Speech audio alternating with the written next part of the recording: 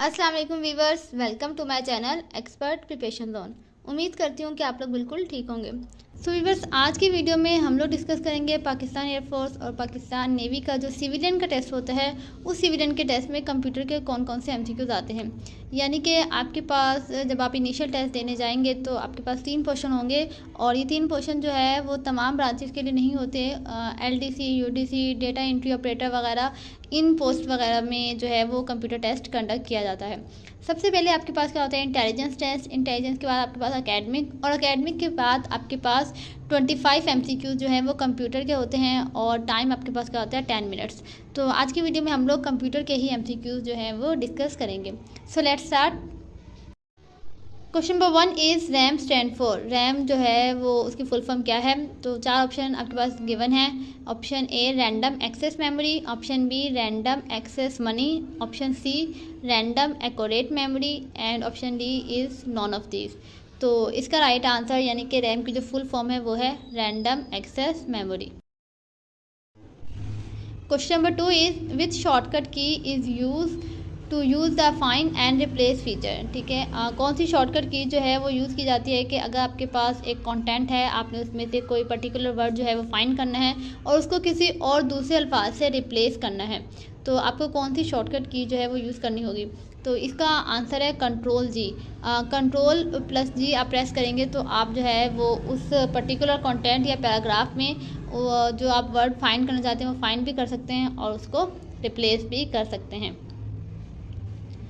Question number 3 is you can detect spelling and grammar error bye.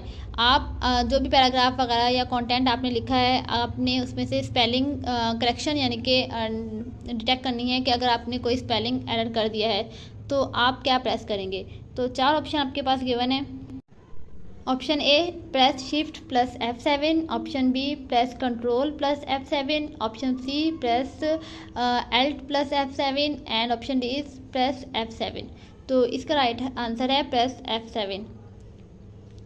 Next is how many ways you can save a document. आपके पास कितने veg हैं कि आप किसी document को जो है वो सेव कर सकते हैं? 3, 4, 5 या 6। तो इसका राइट आंसर है ऑप्शन ए 3। आपके पास 3 वेज हैं किसी भी डॉक्यूमेंट्स को सेव करने के लिए। Next is bold, italic, regular are none as dash. अगर आपके पास कोई पर्टिकुलर कंटेंट है और आपने उसको बोल्ड करना है या इटैलिक करना है तो इन सब को क्या कहते हैं? Font style, font effects, word art या फिर text effects.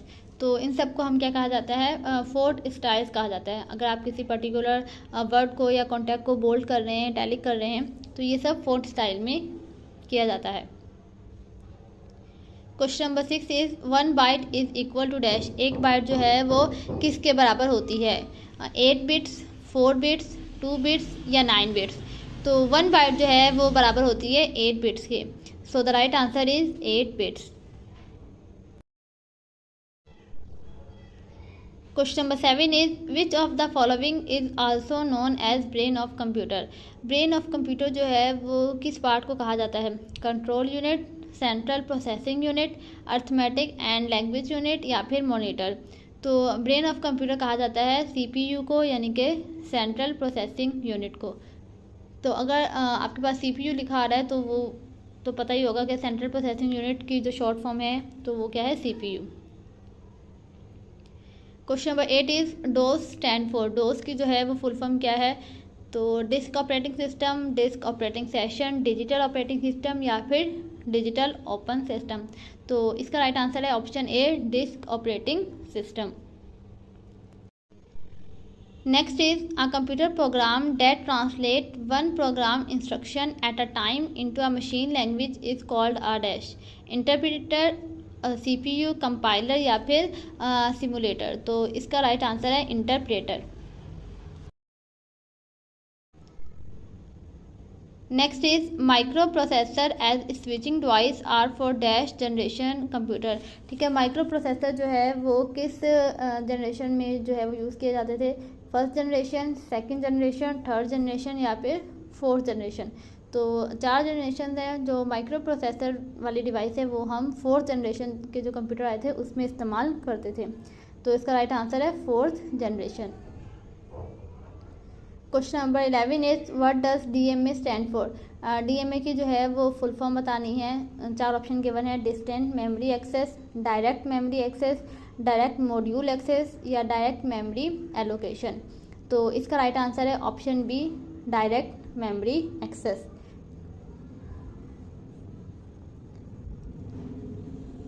Question number 12 is dash store data और information temporarily and pass it on as directed by the control unit.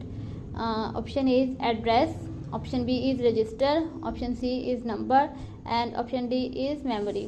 तो इसका आंसर है option B, register. Register store data और information temporary. ठीक है, temporary जो इन्फॉर्मेशन स्टोर होती है वो कहाँ पे स्टोर हो रही है, रजिस्टर में।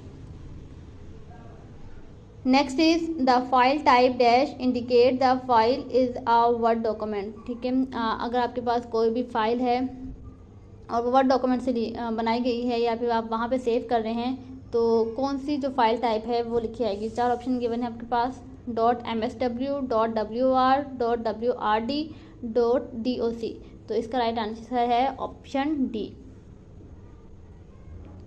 Next is in are document what is the maximum number of column that can be inserted in MS word table. अगर आप कोई भी डॉक्यूमेंट जो है वो प्रिपेयर कर रहे हैं तो MS वर्ड टेबल में मैक्सिमम कितने कॉलम जो हैं वो इंसर्ट किए जा सकते हैं, 35, 15, 63 या फिर 65। तो इसका राइट आंसर है 63। MS वर्ड पे अगर आप काम कर रहे हैं तो 63 से ज़्यादा कॉलम इंसर्ट नहीं कर सकते। Next is shortcut key to close an application और a window is equal to dash.